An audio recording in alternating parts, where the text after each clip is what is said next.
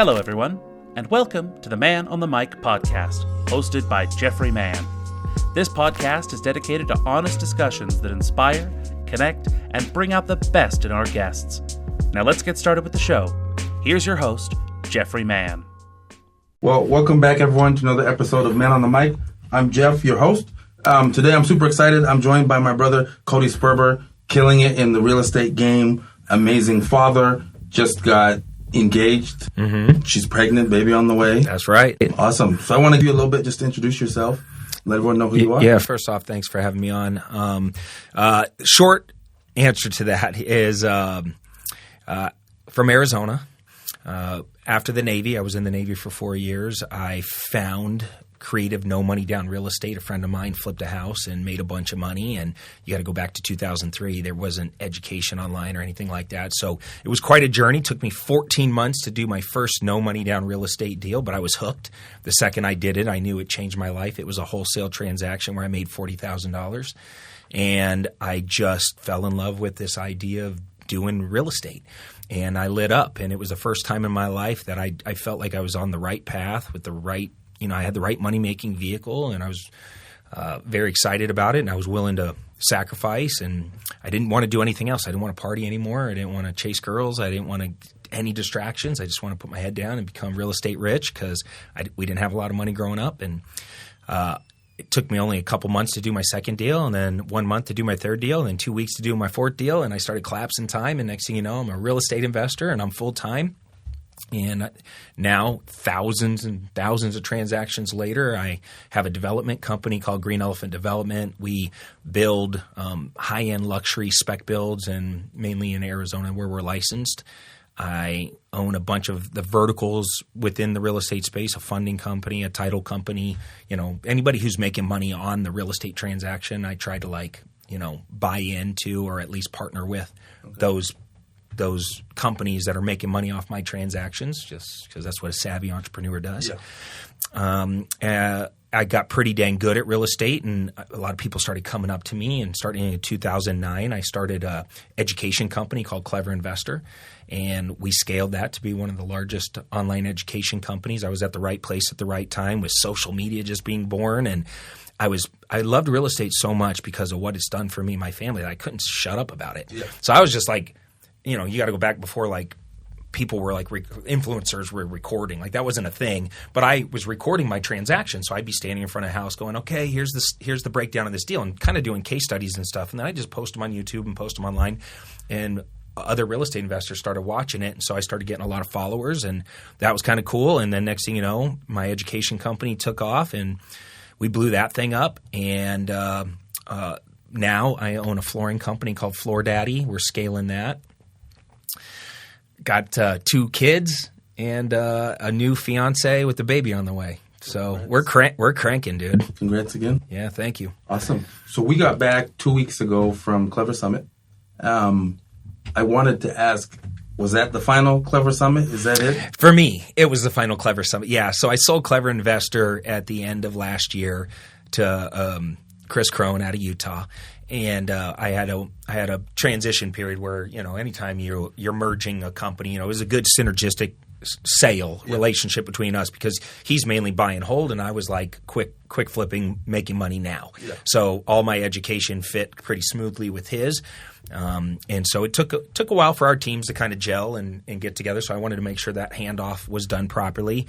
And now it's kind of more just, keeping things in alignment between the two companies, make sure the team's taken care of. But my main focus is my Clever Capital Fund, which real estate's crazy right now, bro. Yeah.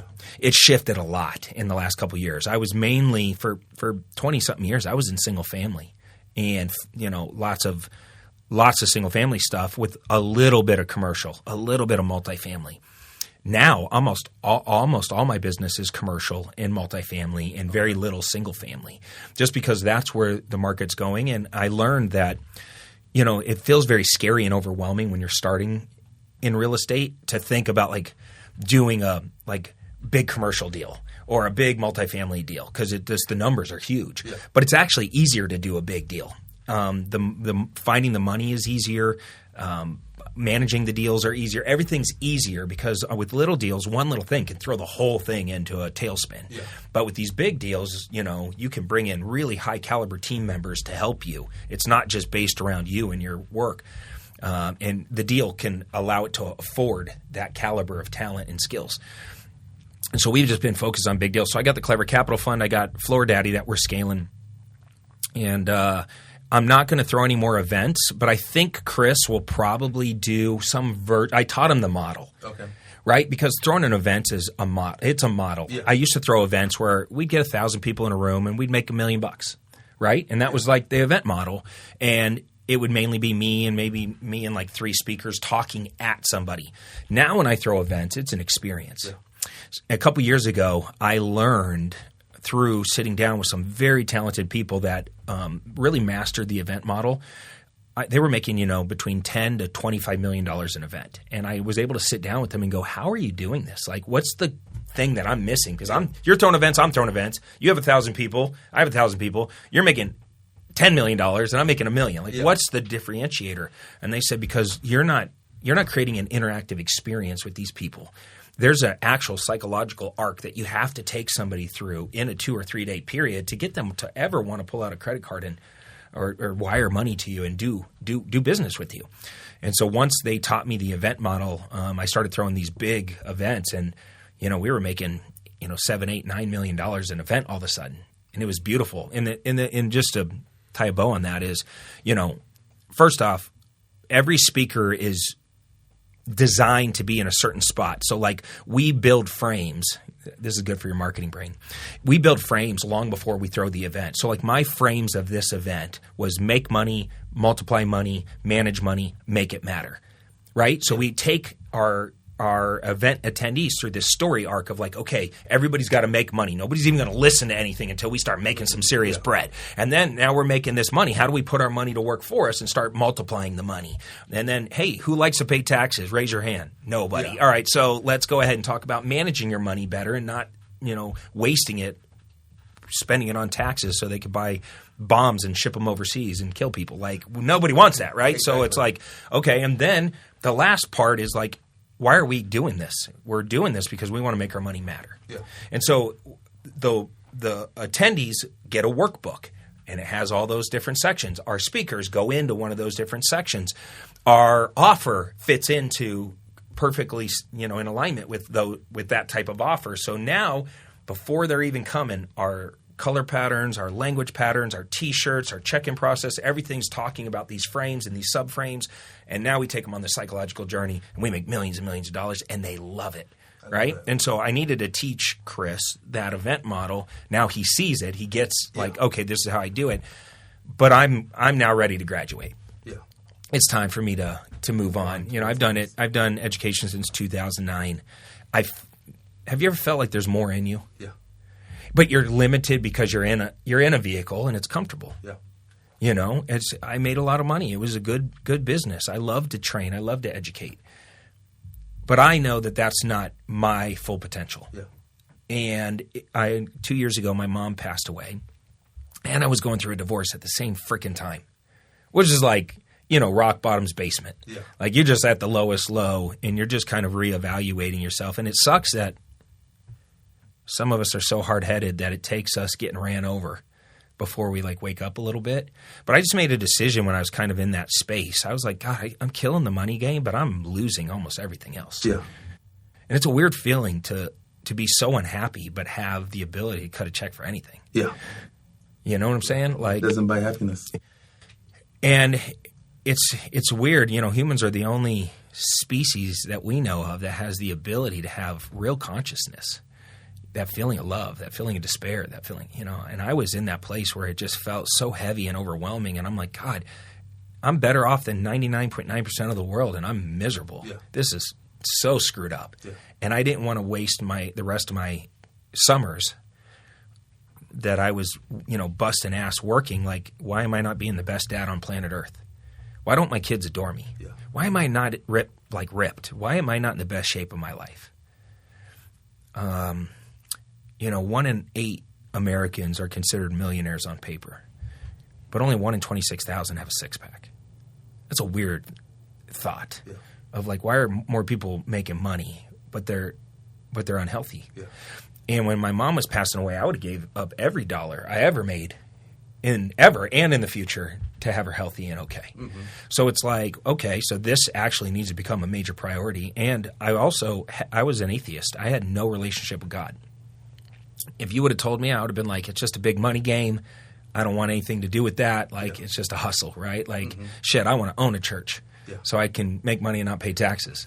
But I never thought of it like a connection or something. But I did feel like I was missing something from my life, like a big piece was missing, and I couldn't put my finger on it. And when I was going through therapy after my mom died, they were talking about your intimacy circles, and it's like a dartboard, and in the center where the bullseye is, they said, "Who's supposed to be in the center?" And I said, "I don't know, me, I guess." And they said, "Well, you and your Creator, because if you don't believe in something bigger than you, then you're never gonna, believe like that there's ever anything else. So why would you ever, care about anything if there's nothing more than just you? If you're the God, then there's nothing else." And I started thinking about it, and I was like, you know what? Like anything in my life, if I go to the gym, I got to like put in the reps. Yeah. If I'm doing business, I got to put in the reps. Like no wonder I don't have a relationship. I don't put in any reps at all. And so I just, I started looking at all these other pillars of my life, and I just made a decision that day. Like I'm gonna be ripped, rich, and rare. I'm gonna be that guy that's gunning on all cylinders, and I'm gonna show up in the second half of my life, the version of me that I don't even have to really introduce myself anymore. I'll walk into a room and my energy's in front of me, right? And it's like, okay, now I'm feeling it. I'm in the zone. And it's taken 2 years, and I'm definitely way stronger and better than I was. I still got a long way to go, but it started. I started with in the example of my spiritual side. I just started praying. I didn't even know who I was praying to. I didn't even know how to pray. I was just talking to myself, kind of as if I was talking to God. But I've never heard anything back. Where are you, dude? I've never heard anything back. It's a one-way conversation. But what I did start to notice is that the more I prayed and the more I was starting to get grounded and connected with my version of, like I'm a Christian. So like for me, that's what I believe. The more things started moving in my world, that was always kind of just moving in my favor. And I started to realize there was never a situation that I was put in that I wasn't capable of handling. And now, 2 years later, I feel like, okay, I'm starting to have that relationship. I love that. And I was doing it with my kids, and now my daughter is like my best friend. She's 13 years old. It's a really cool feeling when your daughter starts telling you secrets. Yeah. You're like, oh shit, I'm like actually cool. I'm like the cool dad now, like versus just the dad that makes a lot of money that's disconnected. Yeah. That was a long ass answer to your are you going to throw another event question? But that's why I'm not throwing an event, because it's like I've now elevated my belief system to believe that like I'm thinking way too small. Yeah. And that events are cool, but I want to do something globally. Like I want to make a real big impact. I love that. I'm curious because as I've joined a coaching group myself and I see myself starting to level up, I've realized there's people that I've surrounded myself with, friends, acquaintances, that I don't either spend time with now or I don't get along with because I feel like I'm moving this way and they're still stuck. Yeah. They're not bad people. They're just not spending that time to work on themselves. So I'm curious on this 2-year journey. Is that something you've seen with your circle? The good news is I probably went through that evolution earlier. I didn't hang around anybody that wasn't already gunning and super on.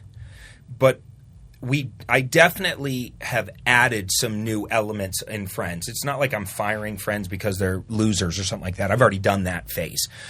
I'm just adding new spiritual mentors and mentors I have some friends that are like, to me, are the best dads I've ever met in my life. They're so connected with their family and their kids, and they play so full out with that I just have gotten a lot closer with them so I can study that greatness and mirror what they're doing. So it's more of an addition now, to add more spiritual mentors, more physical mentors, more family mentors and stuff versus just gunning for the money.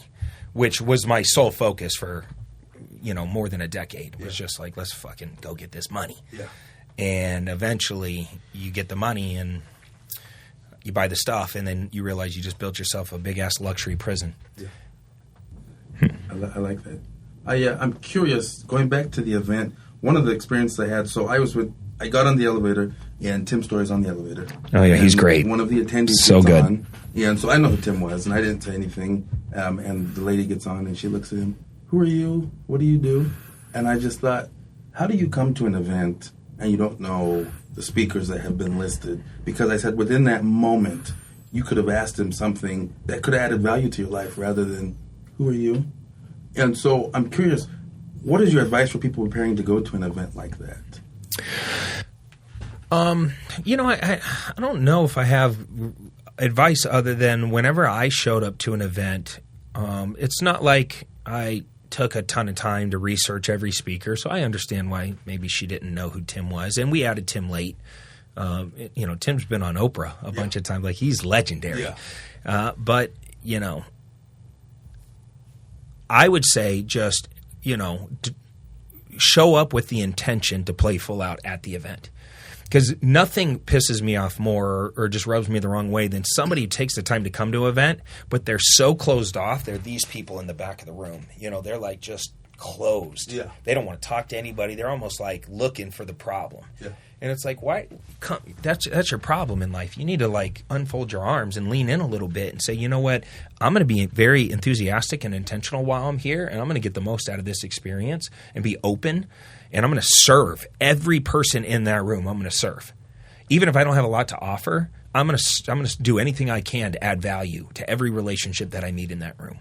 And that was always my way of moving on up the food chain. Was just like, look, I didn't have money, but I had a great attitude, and I was very enthusiastic, and I wanted to be there, and I wanted to help every single person that was there, and that opened up a lot of doors because I made people feel good, right? And the other thing I would say is become a great introducer, right? Like, let's say I got to know you, and I'm like, God, Jeff's he's the best I've ever seen at PR and marketing and funnels and copywriting or whatever like your skills were, and I got to know those. Imagine if now every time we walked into a room, I'm like, guys, meet Jeff, dude. He's the bomb, dude. He's the best dude ever. This guy floats on water. By the time I'm done talking about you, you're just like, dude, I didn't even realize how awesome I am, right?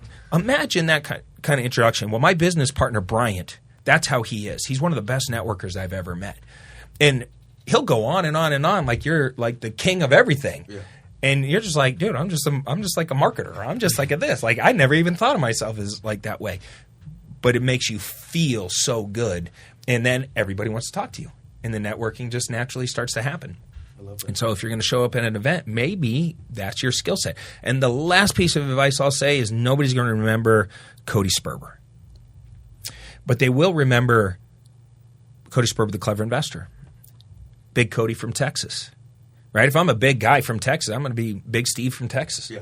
Because you need a hook. You need something that's going to make you stand out. Yeah. It's like, everybody's out passing out business cards, and like you forget that person's name within 3 seconds. And now it's all mixed up in a bunch of other cards. Yeah. But if you have a hook and you repeat it enough, it's going to stick. That's why, building a personal brand is so important. You got to, for me, I've never filmed a video. I don't think I filmed a video where I didn't do two things on that video that I put out. Number one, it's always like, what's up, guys? Cody Sperber, the clever investor here. And that just kept hooking them. And then the last thing is when I sign off of a video, I'm like, all right, guys, I'm out of here. Take care. Comb your hair. I don't know why I say that. It's just a stupid little hook. But it's one of those things that people start to finish my sentence for me, right? They're like, hey, see you, Sperber. Take care. Comb your hair. And it's like, oh, shit, I repeated that enough that people get it now, and I stand out. I love that. I love that. Have a hook. Have a reason. It's one of the reasons for me, at least. Well, two things. I'm mainly based out of Utah, and so I knew that most of the rooms I go to Utah, I'm one of the only black people in the room. I know I'm going to stick out no matter what, but then I add working out to it. Yeah. And so the last year, going with Chris to events, people always thought I was his bodyguard. So one of the things I started doing is I carry a fake earpiece, and I put it on, and I freaking play. I'm like, okay, if you think I'm the bodyguard, let's do it. Yeah.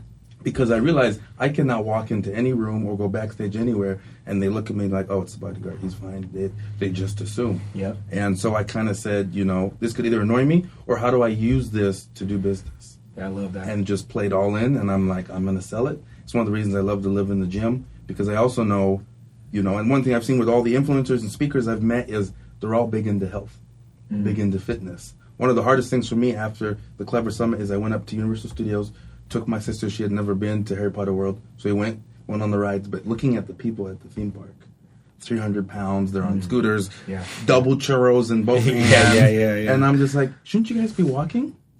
And it was just so hard to go be around people into fitness and their body and money and just their understandings, and then go to a theme park where you see people just throwing money away and have no care about their health. Oh, yeah. America's by far the most obese nation. It's funny. I saw something about the obesity rate in Japan is one of the lowest out of all the countries, and they were interviewing kids in Japan, saying and they were showing them like candy and stuff, and they're like, "Why would we want to eat that?"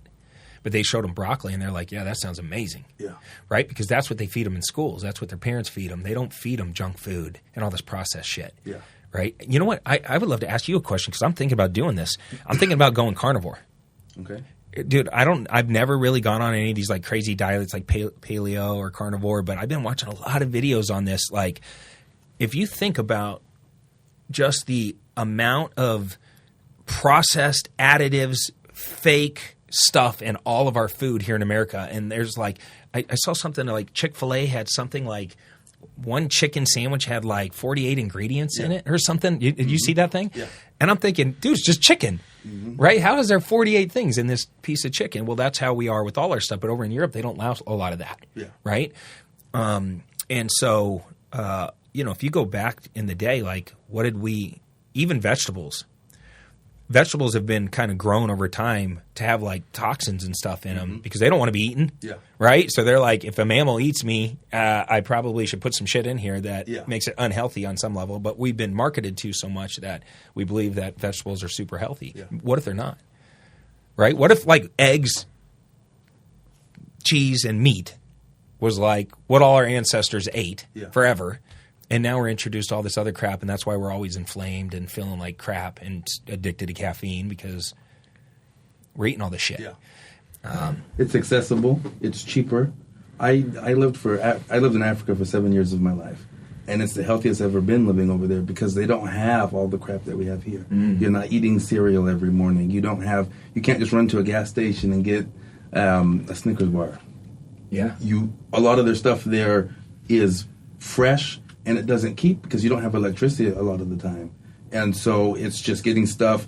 It's, you're killing a chicken. They kill the chicken in front of you. Whatever it is, it's all fresh and it's healthy. Yeah. And it's so interesting. The last time I moved back, I went with two friends. We went to Golden Corral.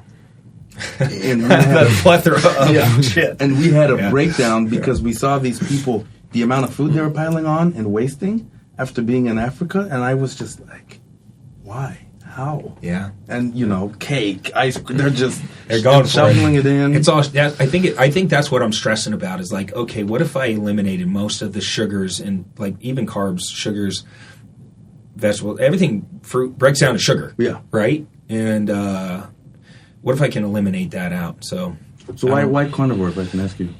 Well, it's just. The more I learn about it, the more it kind of is like the most natural, just kind of straight path to like a guy who works out a lot like me. Like obviously I need a lot of fats and proteins. Yeah. I don't really need carbs in the way that I've used to eat carbs. Yeah. Right? And I definitely don't need the sugars. Yeah. Right? And so it's just like it makes a lot of sense. And you watch guys like Joe Rogan and some of these guys like they're out there hunting. I don't know how to fucking hunt. I've never hunted. Cove might be the one to help you then. Can you help me, dude? Dude, my dad and my brother, they go guide every year for like 2 months out of the year. And like I won't talk to my dad for like a month. And he's just out there hunting? Just hunting for a month straight. Like they just got back last week or 2 weeks ago. So they go do that every year. My family's big into that whole hunting atmosphere. Yeah, I want to learn how to hunt. I stress because I don't like to hurt animals. I think that was always my hang up. It's like, I don't want to do that. Why would I do that? But if I'm eating all that meat, and utilizing it, then That I would was- rather have fresh stuff that I knew where it came from, that I had a part in the processing of it. And I don't know, I'm turning over to like, now I need to learn how to hunt. That's the best thing that happened to like our family, is because we had multiple freezers full like out of the year. And then if we ever wanted a cow, we have a family friend that owns a farm, so we got grass-fed beef and all that. We never went to the grocery store because you really don't know what's processed in all that meat too. So it was good having like just natural meats growing up and coming from deer, elk, moose. You're getting it all. So And that I was think really like one of the cool. benefits of like making a lot of money is now you have choices. Yeah. Right? Like I saw an ad, I almost bought them the other day. Underwear that doesn't have microplastics in it. Like nylon and stuff like that has all this plastic in it. Yeah. And the pitch was, your balls are being infected right now by microplastics. Oh, I saw that. And I'm like, wait, now I got to be scared of my underwear? Yeah. But there's probably some truth to that. Like, Have you gone and done Sean Kelly's podcast? Yeah. Social Hour? yeah. So he is a health nut. And so every time I talk with him, I stop eating different things because he has an app on his phone. We go places, he looks up everything in the food and Oh, different yeah. things. And Yeah. it's just like, and I think he had a guy on his podcast that talked about the underwear and how it can affect you and everything. And it's just like, I'm not going to be able to do shit here in the future. I'm going to have You're to gonna be just... naked running Yeah, around I'm the just stairs. I'm going back to the day. Yeah, wow. Well, what are you going to do? But I think I'm going to try it, though. I'm going to give I have a friend who fasts until like 1, and then he eats just this massive plate of meat. And he does that twice a day. He eats twice a day, but it's massive amounts of meat. Very, like, no vegetables, very little carbs, lots of fat. okay. Yeah, and he's like, dude, I feel better than I've ever felt. He's off caffeine. He's shredded. Okay. Yeah, You have to let me know how it goes. Yeah. And how you feel. I'm curious. COVID-19. Someone his age who's looking to get into the real estate game, get into business, start that fitness journey. Where should they start? What should they do? Well, I think you're kind of doing it by getting proximity to power players that are doing big things, just getting introduced to these conversations. For me, I didn't even know that No Money Down Real Estate existed. Now with social media, it's a lot easier to get turned on to these ideas. So like once you hear it, it's your look, nobody can fault you for not knowing something, right? Like if you've never been around successful people, it's because you're not successful. It's not your fault at that time, right? Nobody's ever taught me. I've never been around somebody who's successful. What did they eat? What do they listen to? Where do they hang out? Who do they hang out with? What do they do for a living? What do they do? What do they do with their money once they get it? But once you're exposed to it, then it becomes your fault. And from that day forward, the extreme ownership principle, it's your fault, right? And I tell people all the time, like, if you have a great relationship with your kids, that's your fault. If you are ripped, that's your fault, right? You put in that work to get that result. If you're a piece of shit, that's your fault. Yeah. If you're not making money, that's your fault. And so I would just say, look, once you get turned on to an idea or a person that is really gunning in something that you are interested in, it's your obligation to do whatever it takes to get proximity to that person, whether that's for free, through servitude, and just trying to figure out like you're in. And it's nothing is worse than going to somebody who's super successful and not having a plan on how to serve them. I have people all the time hit me up on DMs and they'll go, dude, I want to do exactly what you're doing. Will you mentor me? And it's like, no, right? Like right away, no. Because now you're asking me to do something for you. Like I'm already out. Yeah. Cut me a check and I'll pay attention to you. Otherwise, no. Or they'll even do something that I think is even worse because it's like one step better than that, but it's even worse to me, which is tell me how I can help you. Tell me how I can serve you. And then I'll earn some mentorship from you. And it's like, bro, you want me to answer your questions for you? Yeah. Like you can't even take the time to study what I'm into and what I'm doing and come and with something creative or something of value. So that my advice would be like serve your way into that circle or buy your way in, but get in because you are one relationship away from leveling up to the next level because it's all exposure. This whole game is just a bunch of sets of principles. And you have to be a principled man to win in 2024 and beyond. And what I mean by that is if if I've never made $100,000 a year, I need to get around people that are making $100,000 a year, live near where people are making $100,000 a year, visit where people making $100,000 a year visit, and do what they do. But at some point, I'm going to get enough exposure to those principles, rules, that eventually I'll probably start making $100,000 a year. Now, I don't know how to get to the $500K a year or the $1 million level. That's a new set of principles that I got to get exposed to. In order to get there, though, I got to be around people making $500,000 a year, or let's jump all the way to $1 million. Where do those people live? What do they do? What do they eat? Where do they work out at? Whatever. Something funny is going to happen when I realize like that next level is there, and I'm going to find some of those people.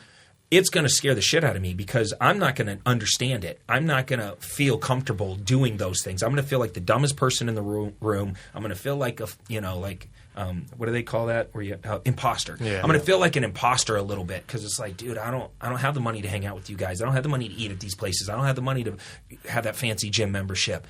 But I'm going to force myself there because I promise you this, dude. Once you sit in first class, even if you couldn't afford it, but you saved up all year to fly first class that one time, the second you sit in that seat and you see all the other commoners going to the back of the plane and you got your little drink and they're serving you and you got the extra cushy seat and you're on and off first and everybody treats you different, it's very hard to undo that feeling. You cannot unfeel success. And that exposure will fight. You'll start to fight harder to get back to first class. And the same with flying private and the same with driving in a Lamborghini. It's not the fact that you have the Lamborghini. You feel different when you put on a nice suit, a nice pair of shoes, a nice watch. You're going to war. You're going to battle. You feel better about yourself when you're driving that Lambo and pulling up to the valet and everybody's neck is breaking. Uh-huh. And you're like, yeah, I fucking earned this. Yeah.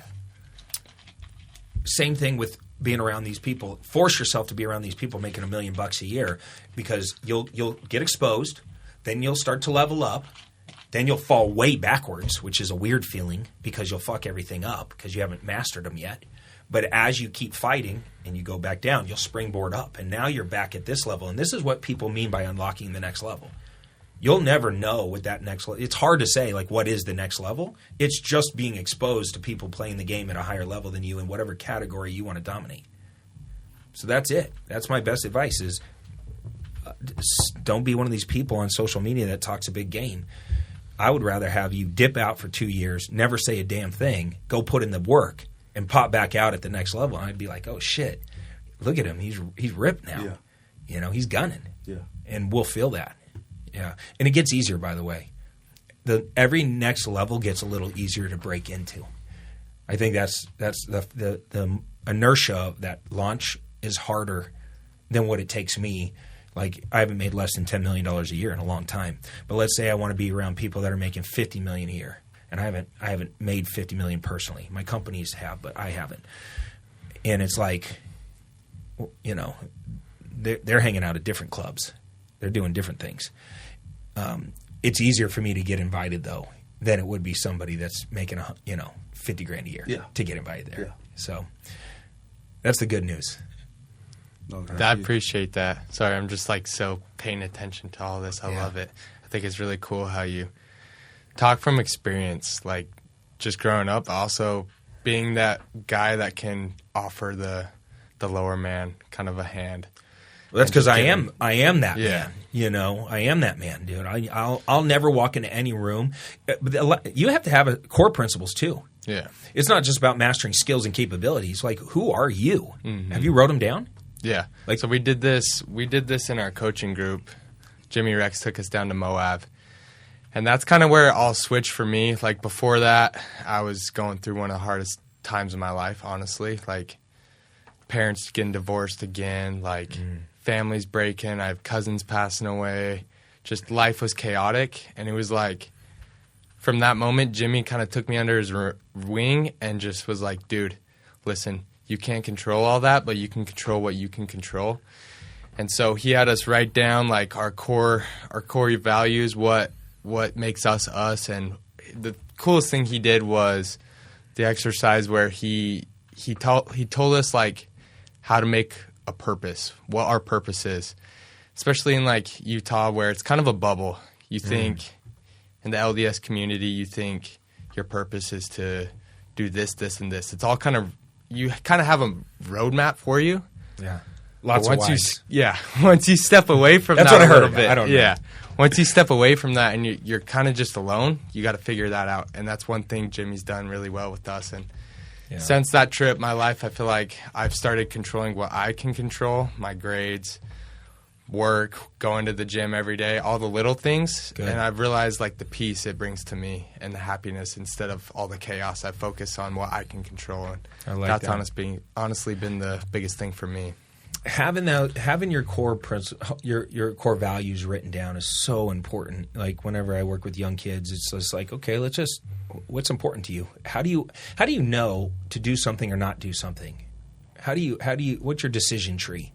Because if you don't have some core values backing up your decisions, you'll just go everywhere and do everything, right?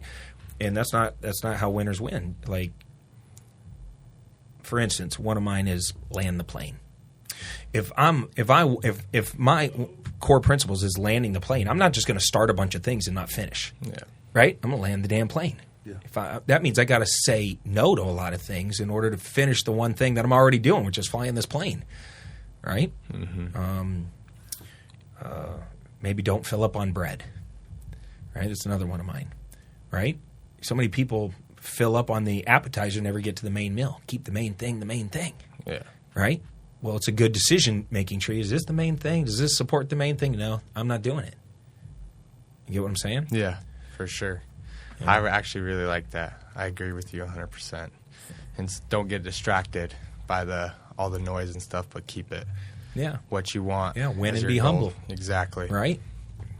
Who do you think you are? Right? Pick up the trash. That's another one of mine. Don't ever get too big that you aren't. Yeah. Like even I'm the CEO or the owner of the company. If I see trash on the ground, everybody's going to watch me mopping the floors, picking up the trash, emptying it, doing whatever I got to do to set the standard for everybody else. That way, it's like if I'm willing to lead by example, like I expect all you guys to show up and lead too. Yeah. Right. Lead from the front of the pack. That's right. It's kind of that. It's kind of that, leaders eat last mentality. It's like, no, I'm in the fight with you guys. I'm no better than you. No better, just my title doesn't make me better. My work ethic makes me better. Yeah. I'm going to show you motherfuckers how this thing's done, sure. And you're all going to step up and rise up to my standards, but I'm not going to fall to yours. Yeah. Yeah. I like that a lot. I love that. Well, thank you so much for joining. One of the things I love to end every episode with is none of us know when it's checkout time, when God will call us back. If you were to be remembered for one thing, what would that be? The greatest dad on planet Earth. I think family is everything. I went to the ultrasound the other day. My little one's got arms and legs right now. 13-week ultrasound, and there's like a leg and arms and the heart's beating, and like you just realize this miracle that's happening, and it's the size of a plum or something right now. And you're just like, God, this is just so miraculous that we're able to do this. And there's no greater responsibility as a man than raising a family and being a leader for your family. And it's such an honor and privilege to be able to do that. So, like, hopefully I make lots of money. Hopefully my businesses do epic things. I hope I'm remembered as this great friend that shows up for all his other friends. And I think that who knows what else is in store for me that can leave legacy and impact that I can maybe do with my money. I have some big goals, saving animals and different things like that. But nothing will make me more proud than my kids standing up there talking about that I'm the greatest damn dad that on planet Earth, and here's why, and they just can't shut up about it. Yeah. No, thank you. Thank you for joining us today. I appreciate you. Well, thanks for having me on. This was fun. And, hopefully it inspires somebody who's listening to this. I will say if you're I'm at official Cody Sperber on Instagram. I used to be Clever Investor. I still have access to that account, but I sold it when I sold the company. Okay. So at official Cody Sperber. If you have money that you ever want to invest and you want to put it into some great commercial projects, just go to you got to be an accredited investor. So somebody that's making over $200,000 a year for the last couple years. Just go to Clever Capital Fund and just take a look at some of our cool commercial projects that we're doing. We're flipping banks. We're building affordable housing right now. We're doing some really cool, big, profitable projects that I'm really excited about. And then if you're in Arizona and you need flooring, floordaddy.com. Floor Daddy, baby. Floor Daddy. We bring the floor, the door to your, or we bring the floor to your door. I love it. Yeah, and we'll make it easy on you. Especially if you say, I heard Cody on a podcast, we'll give you a great price. Awesome. Perfect. Yeah. Thank you. Thank you, brother. You can pause it.